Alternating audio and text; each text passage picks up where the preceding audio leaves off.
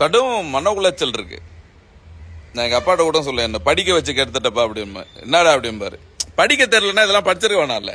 இன்னைக்கு காலையில 5 to 6 class 1 மணி நேரம் ஆன்லைன் கிளாஸ்ல நேத்து பேப்பர்ல இருந்து கரண்ட் அஃபேர்ஸ் சொல்லி கொடுத்துட்டு இருக்கேன். அதுல பீகார் மாநிலத்துல கங்கை நதிக்கரை ஓரமா தாய்ப்பால் இருக்குல்ல, அதை எடுத்து ஆய்வு செய்யும் போது அந்த தாய்ப்பால்ல யுரேனியம் கண்டுபிடிச்சிருக்காங்க. நீங்க கொஞ்சம் யோசிச்சு பாருங்களேன். அதாவது பிறந்த குழந்தை குடிக்கக்கூடிய பால்ல அதுதான் பொல்யூஷன் இல்ல, அதுதான் கலப்படமற்றது, அதுதான் உண்மையானது அப்படின்னு இவ்வளவு நாள் நம்ம கேள்விப்பட்டிருக்கோம். தாய்ப்பால் மாதிரி உணவே இல்லைன்னு. அதுல போய் யுரேனியம் இருந்தா அப்படி அது கதிரியக்க தனிமம், புற்றுநோயை ஏற்படுத்தக்கூடியது, பல பிரச்சனையை உண்டு பண்ணக்கூடிய ஒரு ரேடியோ ஆக்டிவ் எலிமெண்ட் இது. இது இப்ப கவர்மெண்ட் ஆஃப் இந்தியா தேசிய பேரிடர் மேலாண்மை நிறுவனம் என்ன சொல்றாங்க அப்படின்னா, இது அனுமதிக்கப்பட்ட அளவை விட குறைவா தான் இருக்கு அப்படின்னு. குறைவா தான் இருக்கு அப்படின்னு நீங்க சொல்றீங்க, கரெக்ட். எப்படி தாய்ப்பால்ல கலந்தது?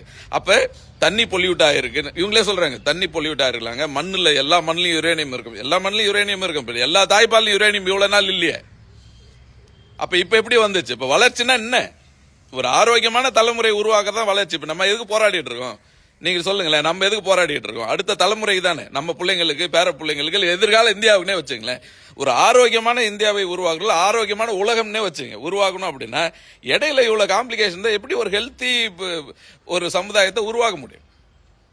பெரிய பிரச்சனை இருக்கு. அது படிக்கிறப்ப என்னையாவது தாய்ப்பால்லே விஷம்னா என்ன பண்ண முடியும்? அப்ப இந்த இப்ப நம்ம ஊர்ல வளர்ச்சிங்கன்னா டிஜிட்டலைசேஷன், பணம் வச்சிருக்கோம், கார் வச்சிருக்கோம், வீடு கட்டியிருக்கோம், அதெல்லாம் ரைட்டு. இங்க என்ன சிக்கல் இருக்கு? இந்த சிக்கலுக்கு என்ன பதில்?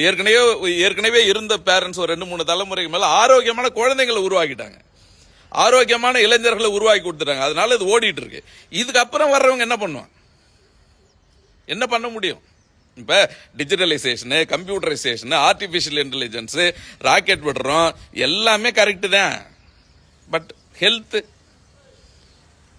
எப்படி இதை பாக்குறதுனே தெரியல. இது என்ன உள்வாங்கி நான் உங்ககிட்ட எப்படி எக்ஸ்பிரஸ் பண்றதுன்னே எனக்கு தெரியல. பேப்பரை படிக்கிறப்ப எதை நோக்கி நம்ம மூவ் பண்றோம்?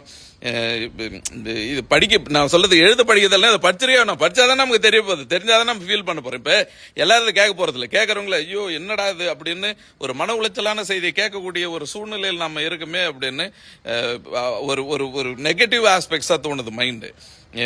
இந்த சமுதாயம் எதை நோக்கி போயிட்டு இருக்கு, எந்த அடிப்படையில் நம்ம இயங்குறோம் அப்படின்னு எந்த புரிதலுமே இல்லாத இருக்கிறோமோ அப்படின்னு ஒரு பயங்கர வலி உள்ள இருக்கு. அது எப்படி எக்ஸ்பிரஸ் பண்றதுன்னு கூட எனக்கு தெரியல.